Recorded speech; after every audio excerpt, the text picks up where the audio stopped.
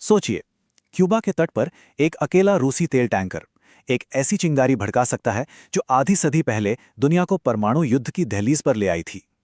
आज हम संयुक्त राज्य अमेरिका और क्यूबा के बीच के इस उलझे हुए इतिहास की परतें खोल रहे हैं, ये समझने के लिए कि इतिहास खुद को दोहराता हुआ क्यों नजर आ रहा है। तो चलिए सीधे मुद्दे पर आते हैं। जरा सोचिए, एक पूरा देश अंधेरे में डूबा हुआ। क्यूबा में आज यही हकीकत है, ना पेट्रोल डीजल, ना दवाइयां, और बिजली तो है ही नहीं। और मानो इतना काफी ना हो, अमेरिका ने चारों तरफ से नौसेना की नाकेबंदी कर दी है। मतलब द्वीप तक कोई जरूरी सामान पहुंच ही नहीं सकता। और इसी नाकेबंदी को तोड़ने के लिए एक रूसी तेल टैंकर सीधे अमेरिकी नेवी की तरफ बढ़ रहा है। ये एक बहुत ही हाई स्टेक्स गेम है जो किसी भी पल एक बड़े अंतर्राष्ट्रीय संकट में बदल सकता है। अगर ये सब सुनकर ऐसा लग रहा है कि ये कहानी पहले भी सुनी है, तो आप बिल्कुल गलत नहीं हैं। आज जो हो रहा है उसे समझने के लिए हमें एक सदी से भी ज्यादा पीछे जाना होगा और देखना होगा कि सिर्फ 90 मील की दूरी पर बसे इन दो पड़ोसियों के बीच इतनी कड़वाहट और टकराव आया कहां से। तो ये सब शुरू कहां से हुआ? हमारी कहानी शुरू होती है औपनिवेशिक तौर से, जब क्यूबा 400 सालों तक स्पेन के कब्जे में था। और फिर इस खेल में एक नए खिलाड़ी की एंट्री होती है, अमेरिका। और यहीं से कहानी में एक बहुत बड़ा मोड़ आता है। शुरू में तो अमेरिका एक हीरो की तरह सामने आया, क्यूबा को स्पेन से आज़ादी दिलाने में मदद की। लेकिन बहुत जल्द ही वो मददगार से मालिक बन गया। वादे तो बहुत हुए। अमेरिका ने टेलर अमेंडमेंट के जरिए कसम खाई थी कि वो क्यूबा की आज़ादी का सम्मान करेगा, लेकिन कुछ ही सालों के अंदर प्लैट अमेंडमेंट ने उस वादे को पूरी तरह से तोड़ दिया। अब अमेरिका को जब चाहे तब क्यूबा के मामलों में दखल देने का हक मिल गया था। और इतना ही नहीं, उन्होंने ग्वांतानामो बे पर अपना एक नेवल बेस भी बना लिया, जो आज तक विवादों का एक बड़ा कारण बना हुआ है। बतिस्ता के राज में क्यूबा अमेरिकी कंपनियों और माफिया के लिए एक अय्याशी का अड्डा बन गया था, जबकि आम क्यूबन लोग बस पिस रहे थे। यही वो गुस्सा और नाइंसाफी थी जिसने फिदेल कास्त्रो की क्रांति के लिए जमीन तैयार की। और फिर 1959 में सब कुछ बदल गया। फिदेल कास्त्रो और उनके साथी क्रांतिकारियों ने हवाना में मार्च किया, बतिस्ता को भगाया और एक नए दौर की शुरुआत की। और उनके सबसे पहले और सबसे साहसी कदमों में से एक था क्यूबा में अमेरिका की हर चीज, बैंक, फैक्ट्री, खेत, सबका राष्ट्रीयकरण कर देना। वॉशिंगटन को एक साफ संदेश था, पार्टी अब खत्म हो चुकी है। लेकिन वॉशिंगटन इतनी आसानी से हार मानने वाला नहीं था।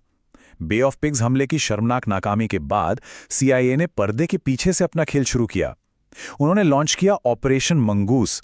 ये एक खुफिया जंग थी जिसमें तोड़फोड़, प्रोपेगेंडा और हत्या की साजिशें, सब कुछ शामिल था। बस किसी भी तरह कास्त्रो को सत्ता से हटाना था।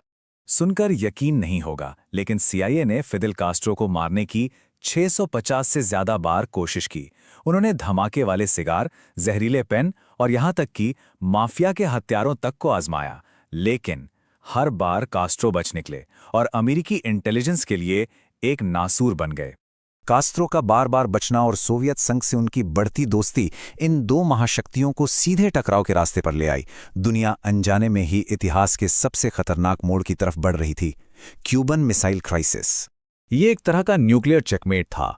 अमेरिका ने तुर्की में मिसाइलें लगा दी जिनका निशाना सीधा सोवियत संघ पर था, तो मॉस्को ने भी जवाब में क्यूबा में अपनी मिसाइलें तैनात कर दी, जो अमेरिका के बड़े बड़े शहरों को मिनटों में तबाह कर सकती थीं। पूरी दुनिया ने अपनी सांसें रोक ली थी।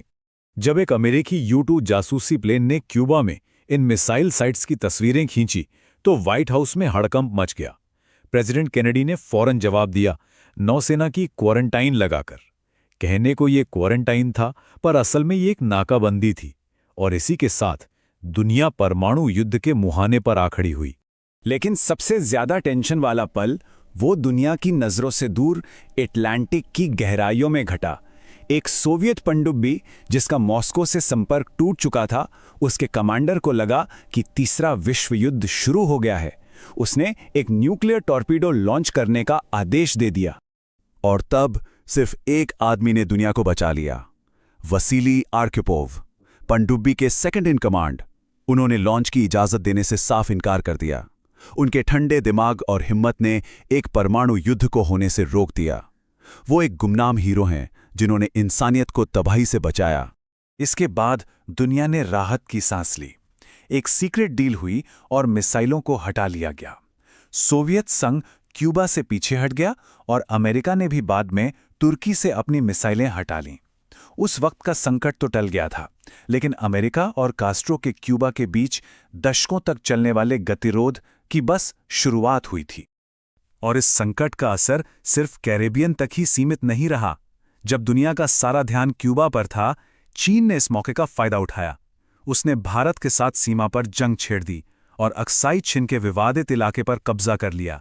एक ऐसा संघर्ष जिसकी गूंज आज भी सुनाई देती है। अमेरिकी प्रतिबंधों, CIA की साजिशों और यहां तक के शीत युद्ध के खत्म हो जाने के बावजूद फिदेल कास्ट्रो सत्ता पर काबिज रहे। उन्होंने लगभग आधी सदी तक राज किया, 10 अमेरिकी राष्ट्रपतियों का दौर देखा और फिर जाकर 2008 में अपने भाई राहुल को सत्ता सौंपी। और ये सब हमें वापस आज के दिन पर ले आता है, जहां इतिहास की वही गूंज साफ साफ सुनाई दे रही है। दशकों पुराना वो टकराव आज भी जारी है और इसकी कीमत क्यूबा के लोग चुका रहे हैं। आज क्यूबा एक मानवीय संकट की दहलीज पे खड़ा है। अमेरिकी प्रतिबंधों और ऊपर से उसके मुख्य तेल सप्लायर वेनेजुएला के ढह जाने से हालात बहुत खराब कर दिए हैं। अस्पताल काम नहीं कर पा रहे, स्कूल बंद हैं और देश एक तरह से पूरी तरह थम गया है। और यहीं पर इतिहास खुद को दोहराता हुआ दिखता है। एक बार फिर एक रूसी जहाज अमेरिकी नाकेबंदी को चुनौती देते हुए क्यूबा की तरफ बढ़ रहा है। खिलाड़ी वही हैं, जगह वही है और दांव उतने ही ऊंचे हैं जितने 60 साल पहले थे। तो ये सिर्फ इतिहास का एक पन्ना नहीं है, ये आज की हकीकत है। ये समझना कि हम यहाँ तक कैसे पहुँचे, ये जानने के लिए ज़रूरी है कि आगे क्या हो सकता है। ये एक ज़बरदस्त रिमाइंडर है कि अतीत कभी भी पूरी तरह से गुजरता नहीं है। और ये हमें एक बहुत ही अहम सवाल के साथ छोड़ जाता है। क्या दुनिया ने अपनी पिछली गलतियों से कुछ सीखा है या हम उन्हें दोहराने के लिए मजबूर हैं?